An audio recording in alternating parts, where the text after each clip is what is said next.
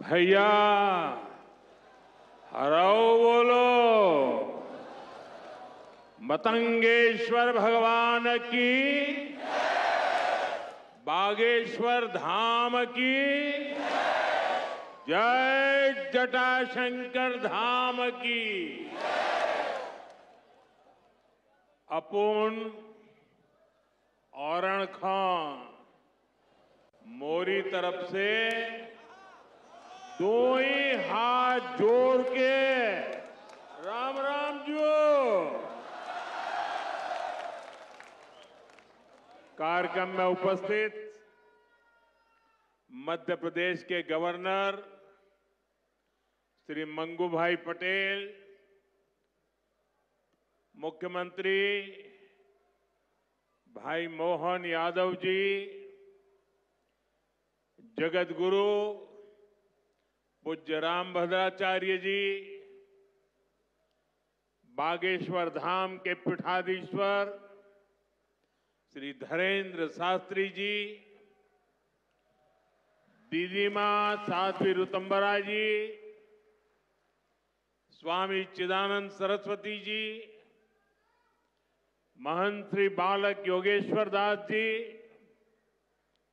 इसी क्षेत्र के सांसद विष्णुदेव शर्मा जी, अन्य महानुभाव और प्यारे भाई और बहनों, बहुत ही कम दिनों में मुझे दूसरी बार वीरों की इस धरती बुंदेलखंड आने का सौभाग्य मिला है। और इस बार तो बालाजी का बुलावा आया है।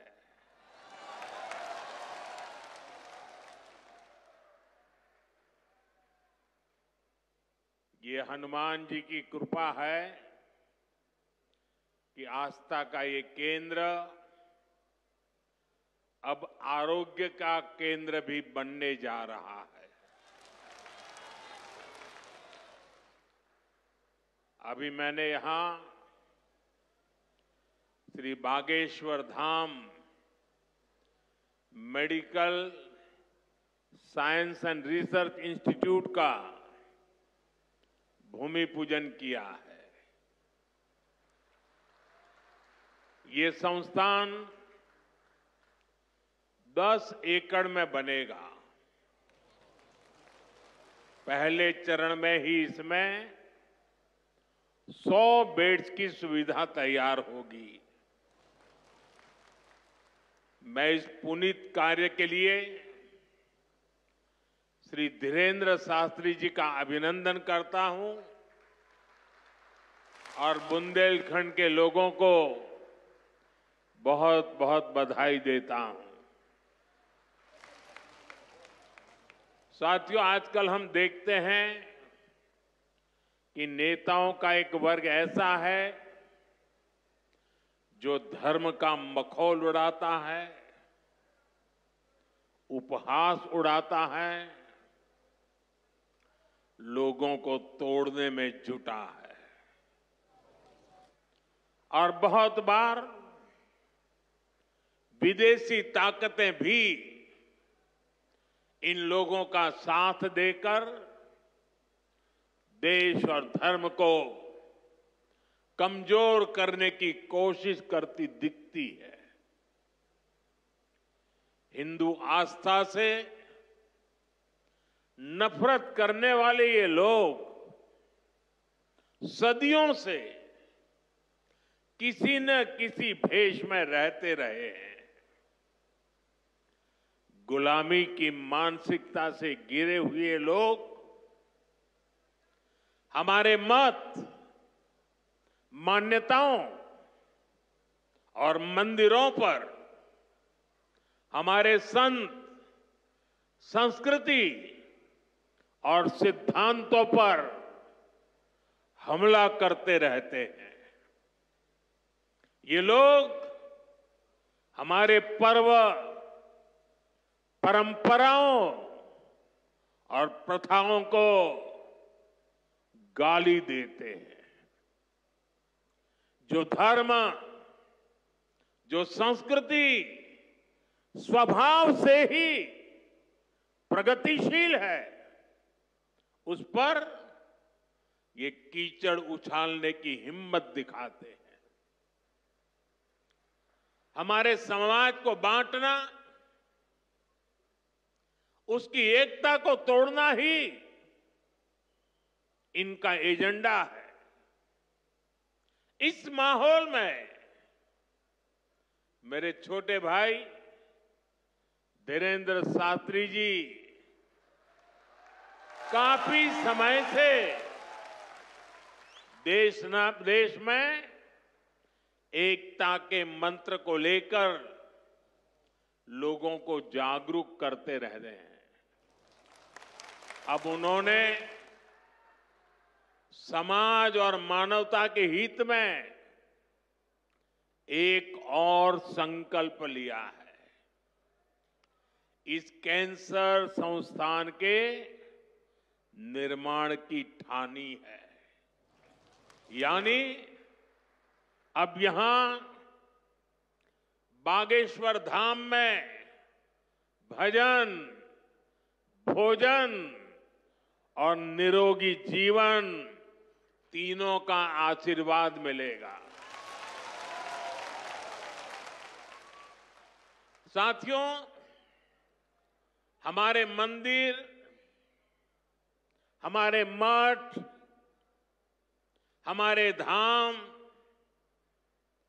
ये एक और पूजन और साधना के केंद्र रहे हैं, तो दूसरी ओर विज्ञान और सामाजिक चिंतन के भी, सामाजिक चेतना के भी केंद्र रहे हैं। हमारे ऋषियों ने ही हमें आयुर्वेद का विज्ञान दिया। हमारे ऋषियों ने ही हमें योग का वो विज्ञान दिया जिसका परचम आज पूरी दुनिया में लहरा रहा है।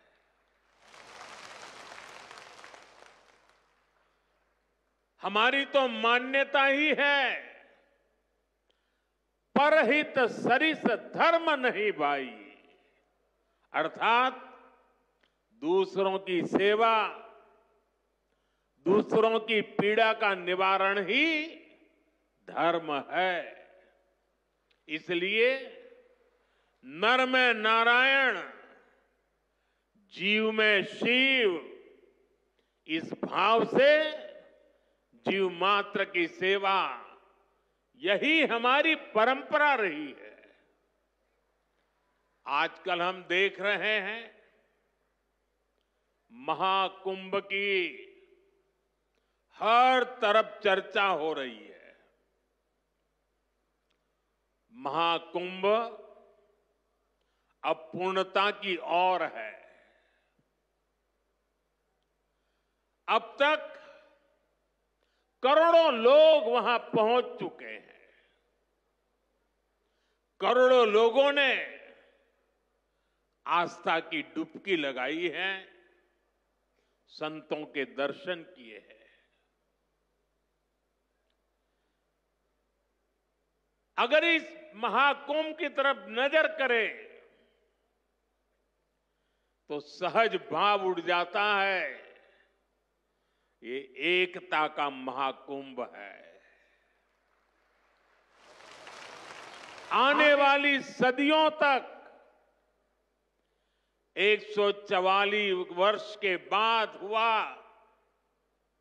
ये महाकुंभ एकता के महाकुंभ के रूप से प्रेरणा देता रहेगा और देश की एकता को मजबूती देने का अमृत परोसता रहेगा।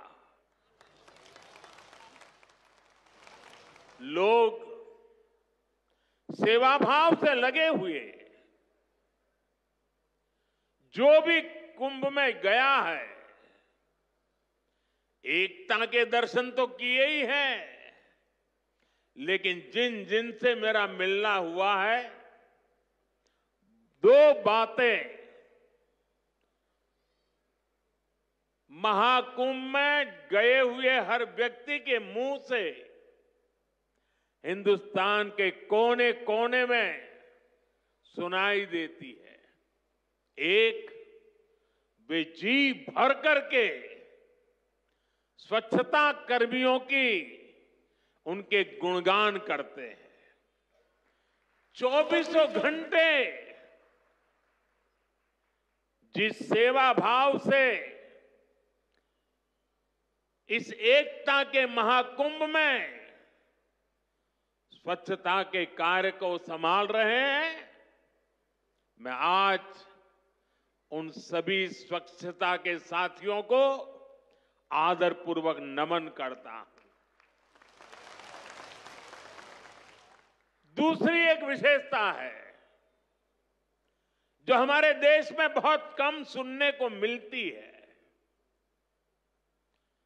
और इस बार मैं देख रहा हूं एकता के इस महाकुंभ से आए हुए हर यात्री कह रहा है कि इस बार एकता के महाकुंभ में पुलिस कर्मियों ने जो काम किया है,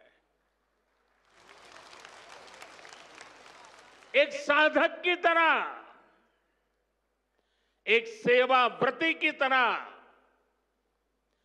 पूरी नम्रता के साथ देश के कोटि कोटि जनों को संभालना, इस एकता के महाकुंभ में जिन पुलिस कर्मियों ने देश के लोगों का दिल जीत लिया है, वे भी बधाई के पात्र है। लेकिन भाइयों बहनों, प्रयागराज के इसी महाकुंभ में इसी सेवा भावना के साथ अनेक विध समाज सेवा के प्रकल्प चल रहे हैं, जिसकी तरफ मीडिया का तो ध्यान जाना बड़ा मुश्किल है, लेकिन ज्यादा चर्चा भी नहीं हुई है। अगर मैं सभी इस सेवा प्रकल्पों की चर्चा करूं तो शायद मेरा अगला कार्यक्रम डिस्टर्ब हो जाएगा, लेकिन मैं एक का उल्लेख करना चाहता हूं। इस एकता के महाकुंभ में नेत्र महाकुंभ चल रहा है। इस नेत्र महाकुंभ में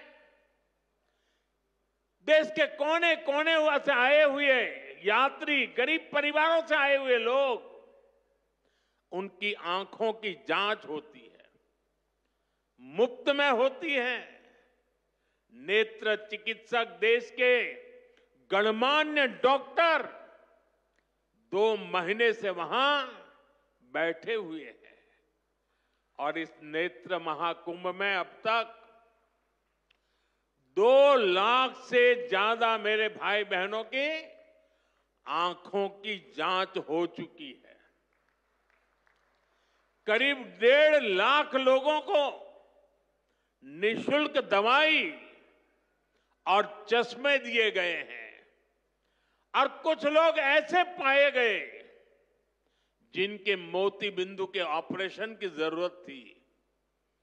तो इस नेत्र महाकुंभ से चित्रकूट और अगल बगल के स्थानों पर जहां पर अच्छी नेत्र चिकित्सा की अस्पतालें थी, करीब 16,000 मोतियाबिंद के ऑपरेशन के लिए उन अस्पतालों में भेज करके एक भी पैसे का खर्च बिना उन सबके मोतियाबिंद के ऑपरेशन किए गए।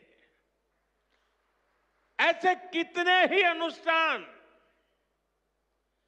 इस एकता के महाकुंभ में चल रहे हैं। भाइयों बहनों, ये सब कौन कर रहा है? हमारे साधु संतों के मार्गदर्शन में हजारों डॉक्टर्स, हजारों स्वयंसेवक स्वतः स्फूर्त भाव से, समर्पित भाव से, सेवा भाव से इसमें लगे हुए हैं। जो लोग एकता के इस महाकुंभ में जा रहे हैं, वो इन प्रयासों की सराहना कर रहे हैं। भाइयों बहनों, ऐसे ही भारत में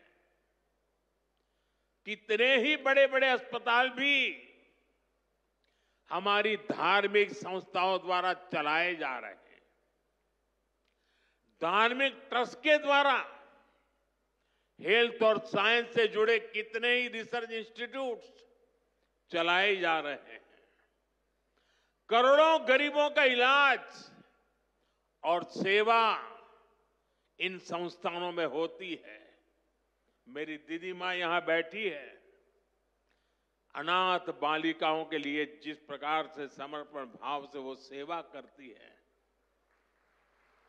अपना जीवन बेटियों के लिए उन्होंने समर्पित कर दिया। साथियों, यहीं पास में हमारे बुंदेलखंड का चित्रकूट, प्रभु राम से जुड़ा ये पवित्र तीर्थ खुद दिव्यांगों और मरीजों की सेवा का कितना बड़ा केंद्र है। मुझे खुशी है इस गौरवशाली परंपरा में बागेश्वर धाम के रूप में एक और नया अध्याय जुड़ने जा रहा है। अब बागेश्वर धाम में आरोग्य का आशीर्वाद भी मिलेगा। मुझे बताया गया है यहां 2 दिन बाद महाशिवरात्रि के दिन 251 बेटियों के सामूहिक विवाह महोत्सव का भी आयोजन होगा। मैं इस पुण्य कार्य के लिए भी बागेश्वर धाम की सराहना करता हूं।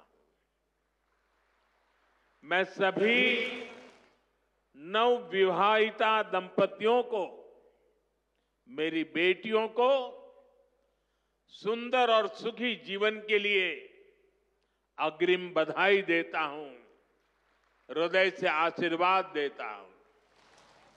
साथियों, हमारे शास्त्रों में कहा गया है, शरीर माध्यम खलु धर्म साधनम, अर्थात हमारा शरीर, हमारा स्वास्थ्य ही हमारे धर्म, हमारे सुख और हमारी सफलता का सबसे बड़ा साधन है। इसलिए जब देश ने मुझे सेवा का अवसर दिया तो मैंने सबका साथ सबका विकास के मंत्र को सरकार का संकल्प बनाया। और सबका साथ सबका विकास के इस संकल्प का भी एक बड़ा आधार है सबका इलाज, सबको आरोग्य। इस विजन को पूरा करने के लिए हम अलग अलग स्तर पर फोकस कर रहे हैं। हमारा फोकस है बीमारी से बचाव पर। आप मुझे बताइए, यहां स्वच्छ भारत अभियान के तहत टॉयलेट, शौचालय हर गांव में बने हैं कि नहीं बने हैं? इससे आपकी मदद हुई कि नहीं हुई? आपको पता है, शौचालय बनने से एक और फायदा हुआ है। शौचालय बने हैं तो गंदगी से होने वाली बीमारियां भी कम हुई है। एक स्टडी कहती है, जिन घरों में शौचालय बने हैं वहां हजारों रुपये बीमारी पर खर्च होने से बचे हैं। साथियों, 2014 में हमारी सरकार आने से पहले हालात ये थी कि देश में गरीब जितना बीमारी से नहीं डरता था, उससे ज्यादा डर उसे इलाज के खर्च से लगता था। अगर परिवार में कोई एक व्यक्ति भी गंभीर बीमारी का शिकार हो जाए तो पूरा परिवार संकट में आ जाता था। मैं भी आप सबकी तरह गरीब परिवार से निकला हूं। मैंने भी इन तकलीफों को देखा है और इसलिए मैंने संकल्प किया है, मैं इलाज का खर्च कम करूंगा और आपकी जेब में ज्यादा से ज्यादा पैसे बचाऊंगा। मैं आपको बार बार हमारी सरकार की कुछ कल्याणकारी योजनाओं की जानकारी देता रहता हूं ताकि एक भी जरूरतमंद योजनाओं से छूटे नहीं।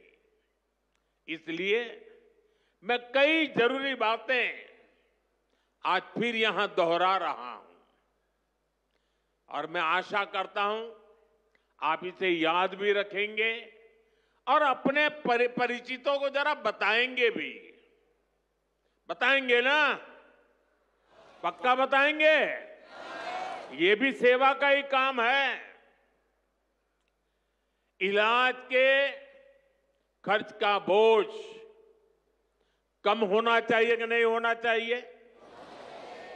इसलिए मैंने हर गरीब के मुफ्त इलाज की व्यवस्था कर दी है। 5 लाख तक का इलाज बिना किसी खर्च के। किसी बेटे को अपने मां बाप के इलाज के लिए 5 लाख रुपए तक खर्च नहीं करना पड़ेगा। ये दिल्ली में आपका जो बेटा बैठा है ना, वो काम वो करेगा। लेकिन इसके लिए आपको आयुष्मान कार्ड बनवाना है। मुझे आशा है कि यहां बहुत सारे लोग होंगे जिनका आयुष्मान कार्ड जरूर बना होगा। जिनका नहीं बना है वो भी जल्दी से बनवा ले। और मैं मुख्यमंत्री जी को भी कहूंगा कि इस काम को, इस क्षेत्र में अगर कोई छूट गए हो तो तेजी से इसको आगे बढ़ाया जाए। साथियों, एक और बात आज आपको याद रखनी है। अब गरीब, अमीर, मध्यम वर्ग, कोई भी परिवार हो, परिवार में 70 साल से अधिक उम्र के सभी बुजुर्गों के लिए भी मुफ्त इलाज के लिए आयुष्मान कार्ड बन रहे हैं। ये कार्ड भी ऑनलाइन ही बन जाएंगे। इसके लिए कहीं किसी को कोई पैसा देना नहीं है और अगर कोई पैसे मांगता है तो सीधे मुझे चिट्ठी लिखना, बाकी काम मैं कर लूंगा।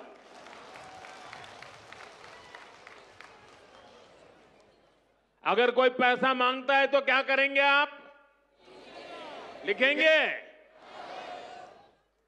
मैं इन संत महात्माओं को भी कहता हूं कि आप भी जरा आयुष्मान कार्ड का प्रबंध कर दीजिए ताकि आपको कभी बीमारी में मुझे सेवा करने का मौका मिले। आपको तो बीमारी आने वाली नहीं है, लेकिन अगर कहीं आ जाए तो। भाइयों बहनों, कई बार इलाज के लिए अस्पताल में भर्ती होने की जरूरत नहीं पड़ती है। डॉक्टर की लिखी दवाई घर पर ही खानी पड़ती है। ऐसे में मेडिकल स्टोर से सस्ती दवाई मिले, मैंने इसका भी इंतजाम किया है। इस खर्च को कम करने के लिए देश में 14,000 से ज्यादा जन औषधि केंद्र खोले गए हैं। और ये जन औषधि केंद्र ऐसे हैं कि जो दवाई बाजार में 100 रुपये में मिलती है, जन औषधि केंद्र में वही दवाई सिर्फ 15, 20, 25 रुपये में मिल जाती है। अब आपका पैसा बचेगा कि नहीं बचेगा? तो आपको जन औषधि केंद्र से दवाई लेनी चाहिए कि नहीं लेनी चाहिए? दूसरी एक बात मैं करना चाहता हूं। आजकल बहुत बार खबरें आती हैं, गांव-गांव किडनी की भी बीमारी काफी फैल रही है। अब किडनी की बीमारी जब बढ़ जाती है तो लगातार डायलिसिस करानी पड़ती है, नियमित रूप से करानी पड़ती है, दूर दूर जाना पड़ता है, खर्चा बहुत लगता है। आपकी ये मुसीबत कम हो, इसलिए हमने देश के 700 से ज्यादा जिलों में 1,500 से ज्यादा डायलिसिस सेंटर खोले हैं। यहां मुफ्त डायलिसिस की सुविधा भी उपलब्ध है। सरकार की इन सब योजनाओं की जानकारी आपको भी होनी चाहिए और आपको अपने परिचितों में भी सबको बताना चाहिए। तो मेरा इतना काम करोगे? जरा सब हाथ ऊपर करके बताइए, करोगे? आपको पुण्य मिलेगा। ये सेवा का काम है।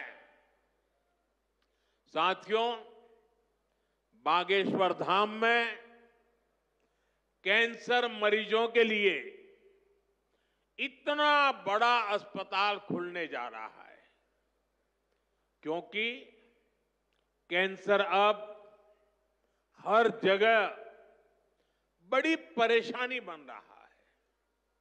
इसलिए आज सरकार, समाज, संत सब कैंसर के खिलाफ लड़ाई में मिलकर प्रयास कर रहे हैं। भाइयों बहनों, मुझे पता है गांव में अगर किसी को कैंसर हो जाए तो उससे लड़ना कितना मुश्किल होता है। पहले तो बहुत दिनों तक पता ही नहीं चलता कि कैंसर हुआ है। बुखार और दर्द की घरेलू दवाएं ही आमतौर पर लोग लेते रहते हैं, और कुछ लोग तो पूजा जाप में चले जाते हैं, किसी तांत्रिकों के हाथ में फंस जाते हैं। जब तकलीफ बहुत बढ़ जाती है या गांठ दिखने लगती है, तब जाकर बाहर दिखाते हैं, तब पता चलता है कि कैंसर हुआ है। और कैंसर का नाम सुनते ही पूरे घर में मातम छा जाता है, सब कोई घबरा जाता है, सारे सपने चूर चूर हो जाते हैं, और ये भी समझ नहीं आता कि कहां जाना है, कहां इलाज कराना है। ज्यादातर लोगों को दिल्ली, मुंबई का ही पता होता है। इसलिए हमारी सरकार इन सब तकलीफों के समाधान में लगी है। इस साल जो बजट आया है उसमें भी कैंसर से लड़ने के लिए कई सारी घोषणाएं की गई है, और मोदी ने तय किया है कि कैंसर की दवाओं को और सस्ता किया जाएगा। अगले 3 साल में देश के हर जिले में कैंसर डे केयर सेंटर खोले जाएंगे। डे केयर सेंटर में जांच भी होगी और आराम करने की सुविधा भी होगी। आपके पड़ोस में ही जो जिला अस्पताल है, चिकित्सा केंद्र हैं, वहां कैंसर क्लिनिक भी खोले जा रहे हैं। लेकिन भाइयों बहनों, आपको मेरी एक बात अच्छी लगे या बुरी लगे, लेकिन इसको कुछ करना ही पड़ेगा। याद रखना और जीवन में लागू करना। कैंसर से सुरक्षा के लिए आपको भी सावधान और जागरूक होना पड़ेगा। सबसे पहली सावधानी ये है कि समय से कैंसर की पड़ताल, क्योंकि एक बार कैंसर फैल गया तो उसे हराना उतना ही मुश्किल हो जाता है। इसलिए हम 30 साल से ज्यादा उम्र के सभी लोगों की जांच के लिए एक अभियान चला रहे हैं। आप सबको इस अभियान का फायदा उठाना चाहिए, हिस्सा बनना चाहिए। लापरवाही नहीं करनी है। थोड़ी सी भी जो शंका हो तो कैंसर की तुरंत जांच करवानी है। एक और बात, कैंसर को लेकर सही जानकारी भी बहुत जरूरी है। ये कैंसर किसी को छूने से नहीं होता है। ये छुआछूत की बीमारी नहीं है। ये छूने से नहीं फैलती है। कैंसर का खतरा बीड़ी, सिगरेट, गुटखा, तंबाकू और मसाले से बढ़ता है। ये माताएं बहनें ज्यादा खुश हो रही है मेरी बात सुन के।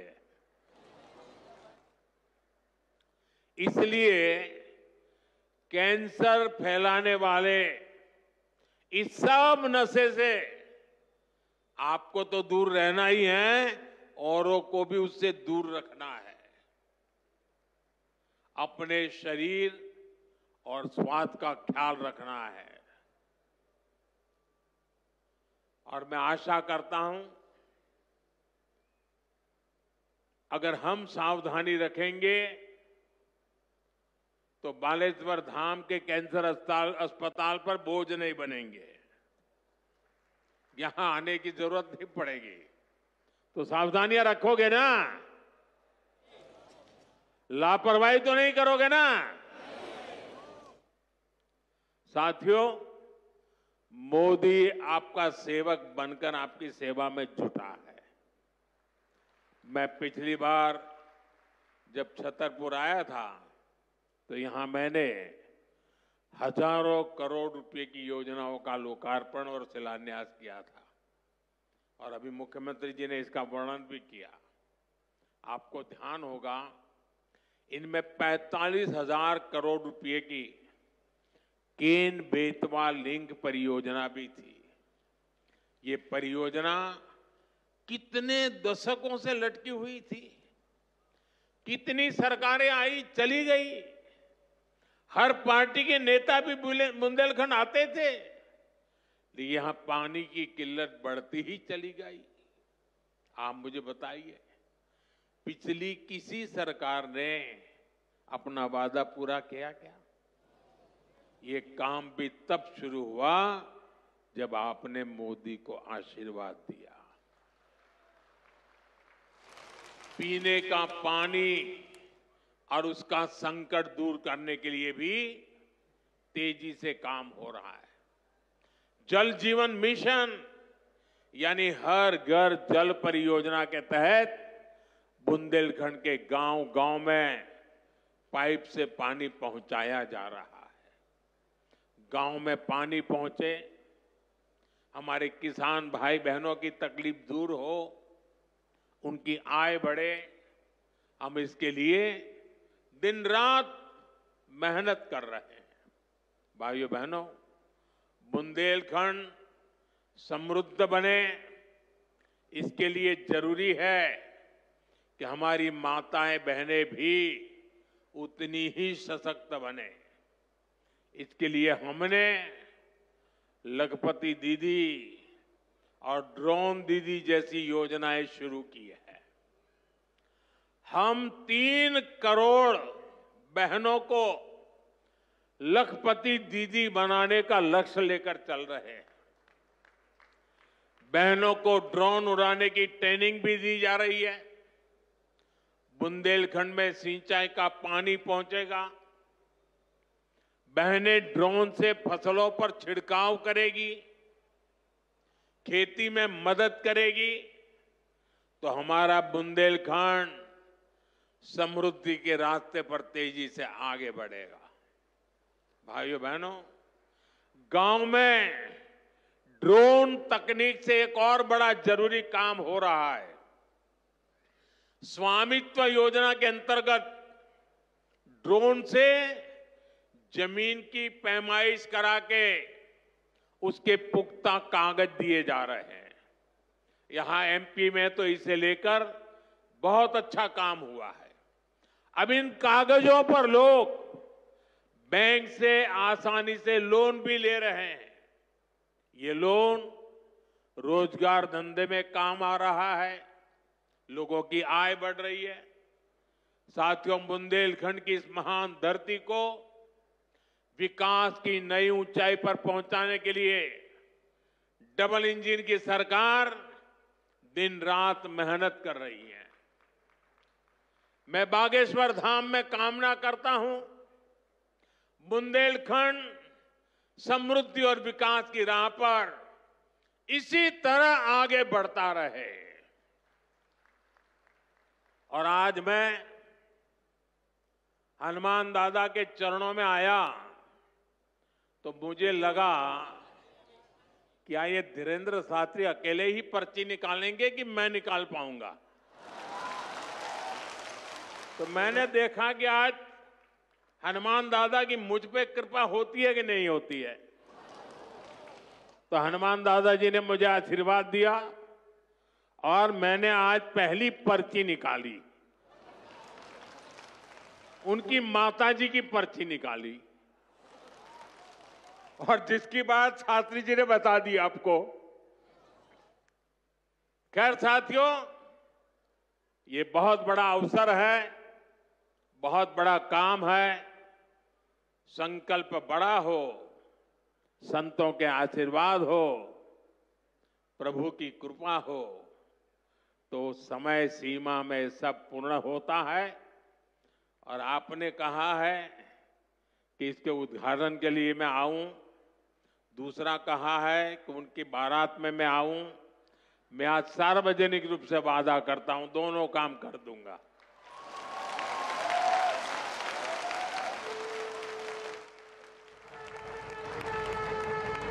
आप सभी को एक बार फिर मेरी बहुत बहुत शुभकामनाएं, बहुत बहुत धन्यवाद।